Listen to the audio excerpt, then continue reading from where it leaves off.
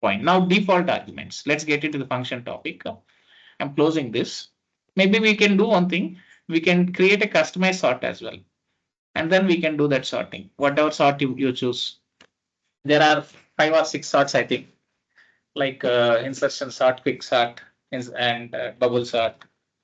And there are 2 selection sort like that. Whichever you think is best fit, you can choose that. Or else we'll build that one. Now let's get to the functions. And here you just create a simple function. What is that? New, and then Python file, and here default args test. Okay, create a simple function like this. Now you just take one simple function def, and then so here I'm just using a method person details. Okay, and here I'm just using first name or name, comma, age. Right. Well, you can choose any, you can create any function to understand default arguments. The topic here is default arguments. Let me be very clear. Default arguments. I told you the importance. Mostly in few cases, we might use that these special arguments. So these are special arguments, arbitrary arguments. And most of the cases we use positional. In very rare cases, we go with the default and keyed parameters. Yes, default also we use in such certain cases. Okay. Now, let's have that clear idea. Maybe if you want, you can use it in your project, else it's okay. We can ignore it. Now, this is a simple program. This is like any other function. We just declared parameters and let's print it. Don't do anything. This is a very simple example, but quick to understand our concept. Right. So this is the person example and very simple function. Right, name and age, we are printing it. So now let's call this person details. To this you pass some name here, something like John, okay, and some age as some 30, right, like this. Now in this case, what this John is passed to name and age is passed to 30, right? When you run this, you get output as John 30, and by default these are what, positional parameters. Still I didn't introduce anything as default. Suppose by default, if I am not passing any name, by default it should take some name. That name is something like you can create it as some Chuck. Okay, this is default. I think it is following some adder. What is that? Also, let's put non-default. Yeah, the order is if you are doing like this, then this also should be either this should be assigned with some default value, or otherwise you can see here, this cannot be after this one default argument. So there is a rule here. What is the rule? If the first parameter is default, I mean default one, then you have to set second one also as default. Otherwise, it raises error. Suppose you see here, the first one is positional, then second you can make it as default. You don't get any error. As per rule, the last parameter in the list or subsequent parameters can be what, default. But if you see this, right here, if I set name with something like check or something, then this is throwing error. Why? Because as per rule, what is that? Either this should be set with some default value, right? Both are default values, no problem. But suppose you are making last one as a positional one and the first one you can see here, second parameter as positional, first one as default argument. As per rule, it won't accept. What is that? Always what? A default argument must follow what? A positional parameter. Rule is, let me write here. Rule is a default. You need to remember this. These are very useful for certifications and some kind of interviews. Okay, written tests. A default argument. What is the rule, friends? Must follow. means it should come after, must follow positional parameters. Okay, means position parameter first, positional parameter first, and then default argument. And then default. I'm just making more simple for you. That is what. And vice versa, it throws error because this is the rule. Okay, then simple thing. You can do one thing first. Here, assign both with some default values, no problem. Now this time, if you have default values assigned to arguments of a function, right? If you pass variables in these brackets of function, we can call them as arguments or we can call them as parameters. Anything is fine. Right. These are all, now when you assign these parameters with values, these are called default values and default arguments. What is the advantage? In case you don't pass values through function call. See here, you are not passing any values through function call. Then in such case, if you are declaring default parameters, then automatically function uses default values. So if I run this program, see,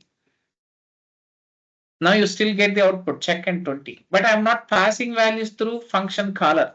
Through caller, I'm not passing anything. Still, we are not getting any error, and your function is by default using or choosing these default values. And such arguments which we declare with function are called default arguments. You get this, friends? This is the simple idea. So in case of user not passing values to a parameterized function, in such case, function uses default values. What are default values? Default values are values which are assigned to the parameters of a function. That's all, friends. So, and one more scenario I would like to tell for interviews. Suppose in interview, maybe they ask you, in which scenario you have used default arguments. This person details, name and age. These are all some, what is that, website examples or generally internet examples. A real example, what do you answer in interview? Simple, right? If the interviewer should be satisfied, then you can tell them. See, when you are working with certain environments, again, right, you can create a method like, so you can create some main method. So run test or something like this. Run database, run DB. Okay, create a method like this, and then here you have to pass some environment equal to something default. By default, you set it to some dev, right? A real-time example for you. Then, so this run DB or okay, test DB, you can create anything of your choice. Okay, and this run DB has a code which try to connect it to different databases. Something like, I'll just create a simple method. Right, this is the one. Now print. Maybe in real time, what would be here? You have a database connectivity code here. What do we have? Database connectivity code.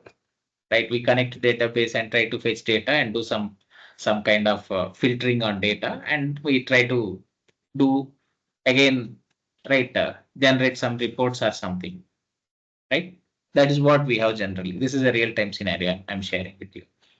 Okay, now here you see by default I use environment variable, set it to dev, right? But user can overwrite it based on his or her requirement. Okay, so but as we don't have database connectivity, I simply use print here, print. So the database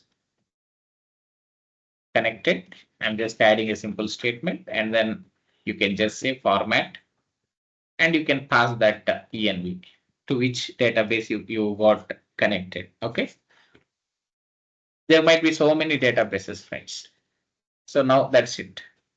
Now then after that, while calling this method, so you are trying to test connectivity, right? This is interesting example, right? More than the previous one, right? So you might test with different environments. What is that? You try to connect it to dev, connect it to QA, connect it to UAT, connect it to pre-prod or prod, something like this.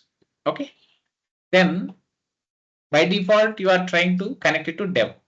Sometimes user need to connect it to QA. Then in that case, what you say run DB, you change that environment variable here. What is that environment variable?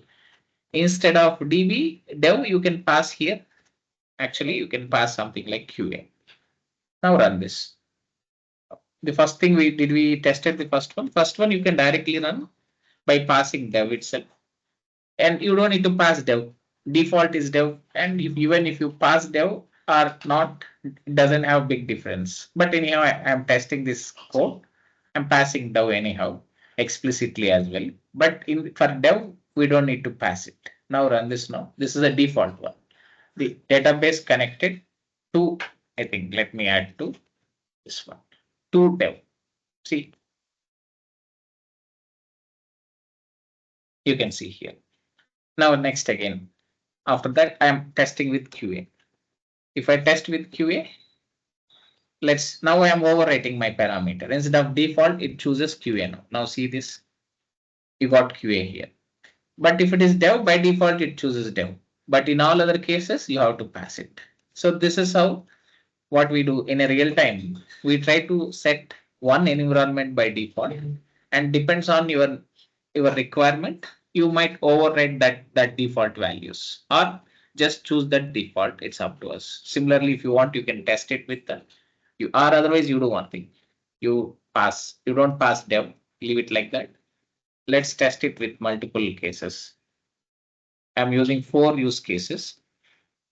This is how testing will be done by people, QA, and next one. Another one is UAT, and another one is prod. They try to create multiple use cases.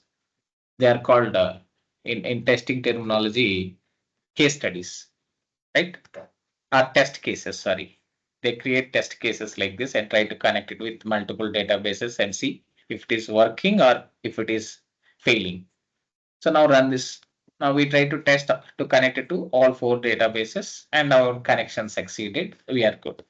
And this is how default parameter is used, right? I hope you got this. This is a simple and quick idea about